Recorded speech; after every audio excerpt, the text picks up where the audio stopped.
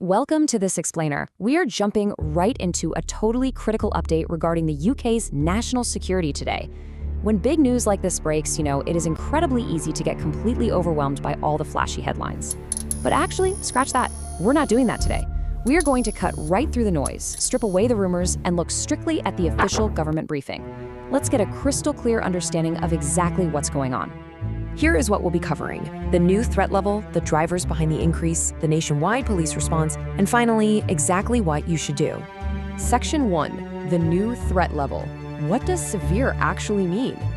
Okay, so let's ground ourselves in the exact definition of severe. This level is determined by the Joint Terrorism Analysis Center, and they absolutely do not use this word lightly.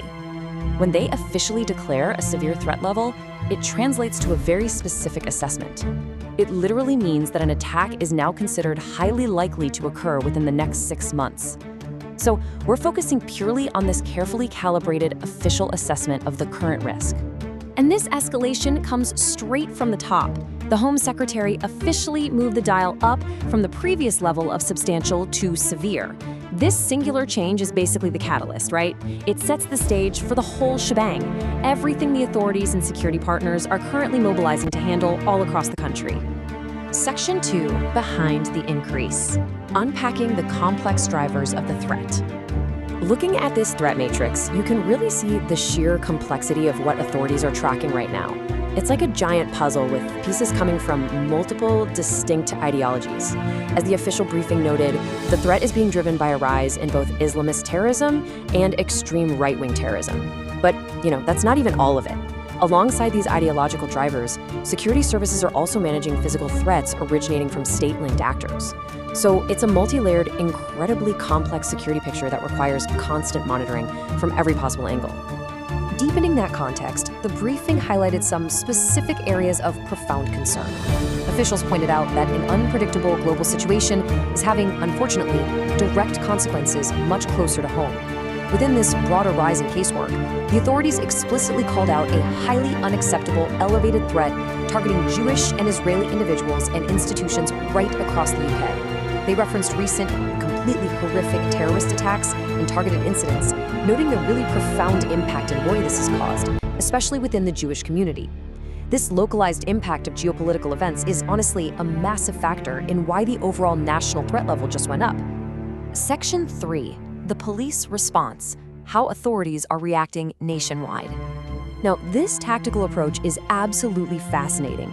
Because the threat level has increased, police forces across the country are rolling out a really enhanced response.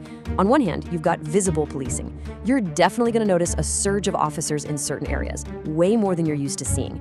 But, and this is crucial, item 2 is invisible policing. They are deliberately using completely unpredictable deployment strategies. So sometimes you'll see a massive heavy presence, and sometimes you won't see them at all. This unpredictability is designed to totally disrupt adversaries and keep anyone looking to do harm completely off balance. During the briefing, questions definitely came up about large public gatherings, specifically those planned marches in London. Well, officials laid out a really systematic 3-step process in response. First, policing teams are reviewing all events nationwide under the lens of this new severe threat level. Second, they're working with forces to ensure appropriate protective security measures are locked in. And third, they're engaging directly with both the organizers and the communities affected. It's a very calculated step-by-step methodology to keep everyone as safe as possible without having to just, shut down public life entirely. But it's not just what's happening out on the streets. Behind the scenes, authorities are deploying a totally comprehensive strategy.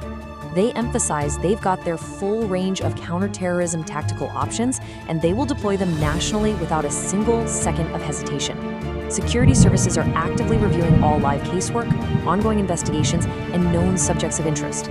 Plus, they're extending this protective umbrella to the private sector by advising businesses to double-check their own security plans. And they're doing all this while routinely working side by side with community and faith groups to maintain safety and build that absolutely crucial local support. Section 4, what you should do, your role in national security. If you take away just one thing from this entire official briefing, make it this carefully chosen phrase: the authorities completely get that an announcement of a severe threat level is scary, but their specific request is that you remain alert but not alarmed. They need your vigilance, they need your open eyes, and your situational awareness. They absolutely do not want panic. The police and security services are working day and night to handle this, but they really rely on an observant public to be their eyes and ears on the ground. So how do you actually channel that alertness? The official guidance is super simple. Trust your instincts. Every single year, thousands of calls and online reports from the public provide the raw intelligence that security services turn into direct preventative action. So if something feels off to you, if it just doesn't feel right, go directly to gov.uk/act to report it. Officials stressed in the briefing that every single report is looked at. They literally promise that you will never be wasting your time. Which brings us to our final thought for the day. The briefing highlighted a really powerful truth. Counterterrorism efforts succeed because they have public support. Communities have consistently shown that they reject those who try to spread hate and divide us in the name of extremism. So as we wrap up this explainer, I want you to consider the question right here. How does your daily awareness, your commitment to being alert but not alarmed, directly contribute to the safety of your own community? Thanks for walking through these facts with me, and definitely stay observant out there.